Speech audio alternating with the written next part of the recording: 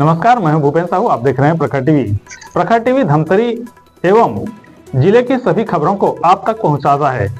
तो इस वक्त की क्या खास खबर है, आइए जानते हैं।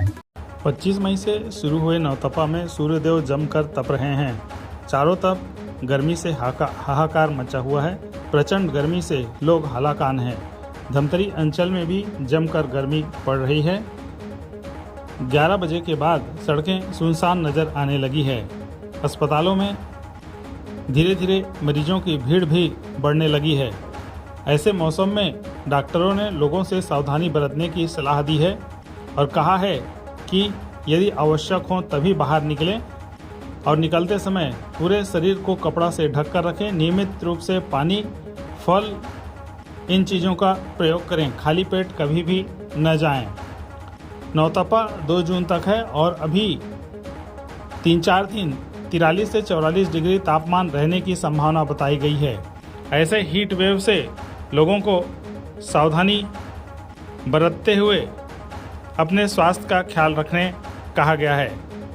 कि 12 बजे के बाद 5 बजे तक धूप में न जाओ, ताकि उस समय सूर्य की जो किरणें हैं ऊर्ध्वाधर रहती हैं, वर्टिकल रहती हैं और उसमें अल्ट्रावायलेट और हीट बहुत ज़्यादा रहती है उस समय उसमें। इसलिए उस समय सबसे ज़्यादा चांस रहता है दोपहर को 2 बजे के आसपास। उस समय न जाएं बाहर, पहली चीज़। दूसरी चीज़, यदि बाहर जाना भी पड़ा तो सिर को, हाथ पैर को अच्छे से कवर करें। आँख के ऊपर प्लेट मतलब गॉगल पहन लें, सिर को अच्छे से पूरी तरह से ढक लें, पैर हाथ सबसे ढक लें। दूसरी चीज़ क्या होती है, क्योंकि पर्सपिरेशन के लिए या पसीना निकलने के लिए सोडियम और ग्लूकोज की ज़रूरत रहती है। इसलिए हम कहीं भी धूप में जाएं तो सबसे पहले पेट भर खाना खा लेना चाहिए। पानी भी अच्छे से भरपूर पानी पी के ही धूप के बाहर जाना चाहिए। तीसरी चीज़ ये है कि इसके बाद भी यदि सिर चक्कर लग रहा है या कुछ भी थोड़ा भी कुछ लग रहा है तो तुरंत धूप से हट जाना चाहिए और ORS का घोल या इलेक्ट्रॉल का पाउडर इसको पानी में घोल के पीना चाहिए। इसमें क्या रहता है, सोडियम भी रहता है, ग्लूकोज भी रहता है और मिनरल भी रहता है। वो तुरंत अपने को ले लेना चाहिए।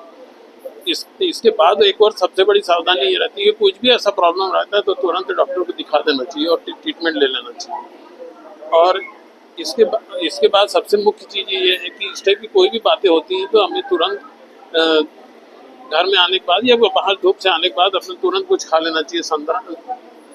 अपना जो लोकल उपाय है वो सबसे बेस्ट माने गए हैं, जैसे नींबू का शरबत या शिकंजी। दूसरा उपाय सबसे बेस्ट माना गया है वो आम का पन्ना। ये क्योंकि आम का पन्ना से क्यों लू नहीं लगती, क्योंकि आम जब तैयार होता है उस समय वो धूप खा के तैयार होता है, इसलिए वो नेचुरल रूप से बॉडी को प्रोटेक्शन देता है। और तीसरा भी उपाय ये है कि खरबूजा और भुजा इत्यादि जो रसीले फल खाना चाहिए। वनस्पत की ड्राई फ्रूट और जितने भी ड्राई फ्रूट हैं ये सब बिल्कुल नहीं खाने चाहिए, क्योंकि ये जब बॉडी में ये जितने भी ड्राई फ्रूट हैं जैसे काजू है, बादाम है, ये अखरोट है, ये सब हाई फैट है। ये मोर देन 40% फैट पाया जाता है। जो ये जब भी अपन इस टाइप के ड्राई फ्रूट खाते हैं तो ये हमेशा बॉडी में पानी को एब्जॉर्ब करते हैं और पानी से अपने को सेल्फ डिहाइड्रेशन होने लगता है। इसलिए अपने को ये ड्राई फ्रूट तो घर से बिल्कुल गर्मी में अवॉइड करना चाहिए। रसीले फल, संतरा, मौसम्बी, अंगूर, दीज आर द बेस्ट। कलिंदा इज द बेस्ट। तेज हो रही है, ऐसे में कि लोगों को क्या सावधानी बरतनी चाहिए? हाँ, तो अभी गर्मी तेज हो रही है तो सब हमारे जो बॉडी का टेम्परेचर मैकेनिज्म है वो it is control by the part of the brain that is called as hypothalamus. Hypothalamus इतना सेंसिटिव है कि यदि बॉडी का टेम्परेचर 1 डिग्री भी बढ़ता है तो उसकी बॉडी में रिएक्शन चालू हो जाती है। ठीक है, पहली चीज़। दूसरी चीज़ क्या है कि गर्मी के कारण वो बेसिकली 4 तरह के प्रॉब्लम्स होते हैं मेडिकली स्पीकिंग। पहला है प्रिकी हीट। प्रिकी हीट मतलब ये है कि जिसको अपन लोकल भाषा में ये भी बोलते हैं कि खमोरी जैसी होती है। मतलब जो स्वीट ग्लैंड्स हैं वो थोड़ी सी हाइपरट्रॉफी हो जाती है, इनलार्ज हो जाती है, और इसको मिलेरिया भी बोलते हैं, मिलेरिया भी बोलते हैं। और दूसरा प्रॉब्लम है जो आता है वो है हीट एग्जॉशन। अभी हीट एग्जॉशन में ये होता है कि जब भी हम हाई टेम्परेचर में या मोर देन करीब 40 डिग्री के ऊपर से ज़्यादा जब टेम्परेचर का एक्सपोजर होता है तो हमें बॉडी का टेम्परेचर मेंटेनेंस करने के लिए लॉस ऑफ फ्लूइड होता है, पसीना आता है, जिससे कारण क्या होता है कि जो इवेपोरेट होता है, जिसकी लेटेंट हीट बॉडी से लेता है, जिससे बॉडी कूल होती है, तो पसीना बहुत ज़्यादा निकलने लगता है। और जब ये लगातार निकलने लगता है तो बॉडी एग्जॉस्ट हो जाती है, that is called as heat exhaustion. Heat exhaustion में सबसे पहले जो लक्षण होता है वो हेडेक, वोमिटिंग, डिहाइड्रेशन और टायर्डनेस और लिथार्जीनेस और बहुत ज़्यादा एग्जॉशन होने पे कोमा भी होने लगता है। इसके बाद आता है comes to the heat syncope. Heat syncope क्या रहता है कि जब हम एसी में रहते हैं और बाहर का जो टेम्परेचर रहता है मोर देन 10 डिग्री का जो डिफरेंस आता है, तो हम क्या होता है जब भी एसी से बाहर जाते हैं तो 10 डिग्री टेम्परेचर से ज़्यादा रहेगा एक्सपोजर सडन, देन अचानक एकदम से बेहोशी आती है, कुछ देर के लिए व्यक्ति बेहोश हो जाता है, फिर से कॉन्शियस हो जाता है। That is called as heat syncope. ये अक्सर की ट्रेनों में भी पाया जाता है। ट्रेन से जब हम एसी से बाहर निकलते हैं और स्टेशन में बहुत गर्मी रहती है तो कई पैसेंजर ऐसा देखा गया कि तुरंत गिर जाते हैं और बेहोश हो जाते हैं। और ये कार से भी कई बार ड्राइविंग करते समय भी इस टाइप का एपिसोड्स होते हैं। That is called as heat syncope.